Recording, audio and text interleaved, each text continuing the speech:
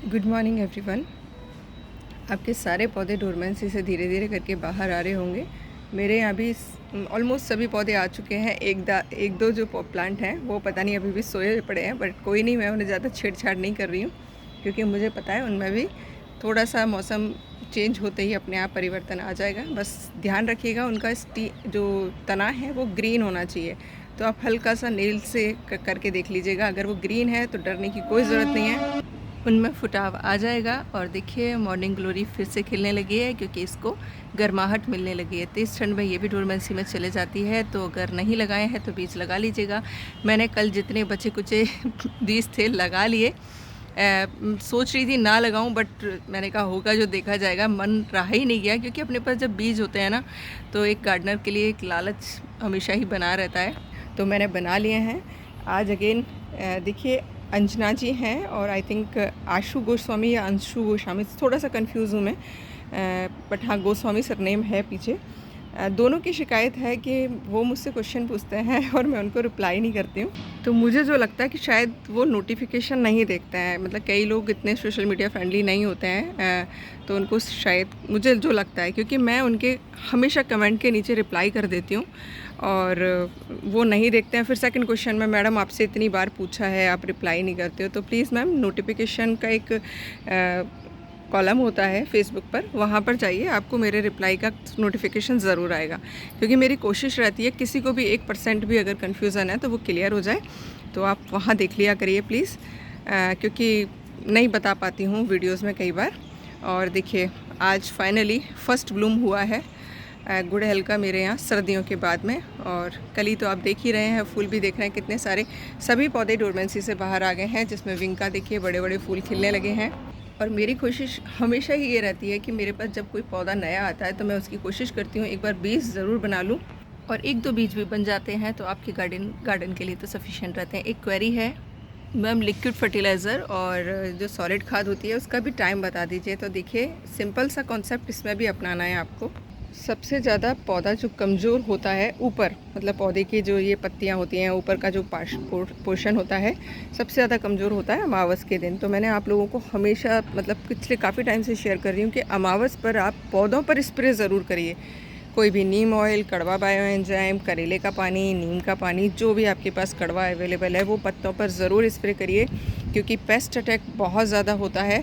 और मैं उसका आपको लाइव एग्जांपल भी दिखा देती हूँ। हालांकि मैंने हटा दिया, ये देखिए मेरे जगह जगह कसूरी मेथी उगी हुई है, और आप देख पा रहे होंगे ब्लैक कलर के एफिड्स जो आपको पौधे पर ऊपर नज़र आ रहे हैं चिपके हुए। तो ये एफिड्स का अटैक हो गया है, और इस टाइम पर मौसम बार बार फ्लैक्चुएट होगा, चेंज होगा, कभी गर्मी कभी बरसात कभी सर्दी, तो इस तरीके से इस टाइम पर बहुत ज़्यादा पेस्ट अटैक होते हैं। तो इस टाइम पर आपको क्या करना है, आपको सभी पौधों पर स्प्रे करना है। आप पौधों पर स्प्रे करेंगे तो वो मिट्टी में अपने आप ही चले जाना होता है, तो पौधे को ऊपर से बचाना बहुत ज़रूरी होता है इस टाइम पर। और फुल मून नाइट यानी जो पूर्णिमासी जिसे कहते हैं, उस टाइम पर जड़ों में पौधा कमज़ोर होता है, क्योंकि सारा का सारा ग्रेविटेशनल फोर्स की वजह से सारा पावर जो है पौधे पर ऊपर तक जा रहा होता है, तो रूट्स कमज़ोर होती हैं। तो आपने जो भी लिक्विड फर्टिलाइज़र देना है वो आप रूट्स को दे दीजिए, अपने आप ऊपर तक पहुँच जाएगा।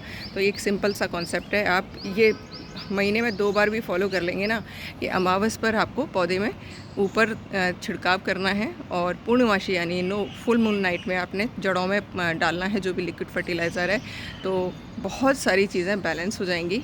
और मैंने ये चीज़ हमेशा ही देखी है। देखिए कल मैं यहाँ नहीं थी, मतलब दीदी के घर गई थी, तो ना तो मैंने कल और परसों, चूँकि वहाँ से प्रयागराज से वापस आई थी, तो बस रूटीन काम करके इतना थक गई थी कि मैं छिड़काव नहीं कर पाई थी। तो मैंने देखा है कई पौधों पे मुझे एपिड्स का अटैक नज़र आया है।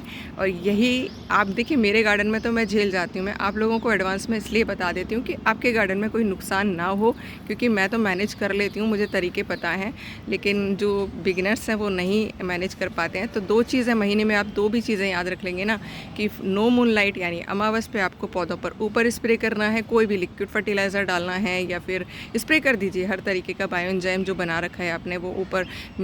मैं तो कहूँगी कड़वा ही स्प्रे करिए, मीठा तो आप कभी भी दे सकते हैं। मीठा पॉलिनेशन के लिए पता ही है आपको देना होता है। तो अमावस तक आपने पूरे पौधे को नहलाना है।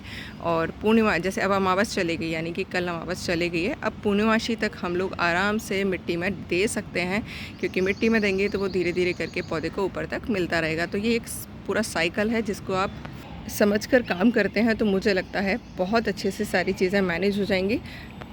अभी चल रहा है प्रूनिंग का काम, तो अगर आपके कोई पौधा प्रून करना से बाकी रह गया है तो आप प्रूनिंग का काम कर सकते हैं। और सॉलिड फर्टिलाइज़र कब देना होता है उसके लिए तो देखिए, जब रूट फिलिंग वाला टाइम आए ना, जब हमें जड़ों में काम करना है, तो आप आराम से गुड़ाई करके अच्छे से खाद भरिए पौधे में, कोई दिक्कत नहीं है। केले का छिलका आप एनी टाइम दबा दीजिए, क्योंकि उसमें हम रूट्स को डिस्टर्ब नहीं कर रहे होते हैं। क्योंकि इतना कॉम्प्लिकेटेड बना लिया आपने गार्डनिंग को तो दिक्कत हो जाएगी बिगिनर्स को। तो आप धीरे धीरे करके समझिए। कहते भी हैं ना, धीरे धीरे रे मना, धीरे से सब कुछ होए, वो वाली बात है, कहावत है ना। तो धीरे धीरे करिए, कोई टेंशन नहीं है। बागवानी में एक ही दिन में सारी चीज़ नहीं अचीव की जाती है। मैंने भी 4 साल से मेहनत कर रही हूँ गार्डन में, तब ये रिज़ल्ट है कि अब अपने आप ही बीज उगते रहते हैं। बस मैं टाइम का ध्यान रखती हूँ, बीज बोने का, प्रूनिंग करने का, खाद देने का। अपराजिता के लिए कल भी बोला था, आज फिर बोल रही हूँ, बीज भिगो दीजिएगा। जैसे कल आपने भिगोए होंगे तो आज या कल में लगा दीजिए उनको। और लगाने के बाद बस पानी को बैलेंस रखना है। धूप में ही रखती हूँ मैं ढककर, छाँव में नहीं रखती हूँ। और देखिए सारे बीज जर्मिनेट हो गए हैं जितने भी मैंने डाले थे। बस पानी ओवर वाटरिंग बहुत ज़्यादा मत कर दीजिएगा, जिससे कि आपका बीज गल जाए। बस इस चीज़ का ध्यान रख लेंगे तो धीरे धीरे सारे बीज आपके जर्मिनेट हो जाएंगे। क्योंकि जितने लोगों के साथ भी सीड शेयर किए हैं उनकी यही शिकायत है कि मैम अभी हमारे यहाँ 1-2 वैरायटी के हो गए हैं, बाकी नहीं हुए हैं। तो हो जाएंगे, बस थोड़ा सा पेशेंस रखिएगा। और बहुत ही ज़्यादा जल्दी करने हैं आपको तो वो वाला मेथड था ना, एक मैंने आपके साथ शेयर किया था कि गीले हैंकी में रखकर मटके के पास में रख दीजिए और उसको मॉइस्चर उसका मेंटेन रखिए, तो वो जल्दी जर्मिनेट हो जाते हैं। वो भी आप अप्लाई कर सकते हैं, बट ये वाला तरीका भी बेस्ट है। बस थोड़ा सा टाइम लगता है, बट हो जाते हैं। तो आई होप आपकी क्वेरी का आंसर मिल गया होगा। मिल गया है तो अप्लाई उसी तरीके से करने की कोशिश करिएगा और बने रहिएगा चैनल पर। वीडियोस पसंद आते हैं तो शेयरिंग ज़रूर करा करिए। जो लोग शेयर कर रहे हैं उनका बहुत बहुत धन्यवाद, और जो लोग लाइक और कमेंट कर रहे हैं उनका भी बहुत बहुत धन्यवाद, क्योंकि आपके लाइक और कमेंट हैं जो कि मुझे एनकरेज करते हैं और इसी तरीके के वीडियोज़ बनाने के लिए मोटिवेट करते हैं। हाँ, thank you for watching. Channel पर बने रहिएगा। Thank you.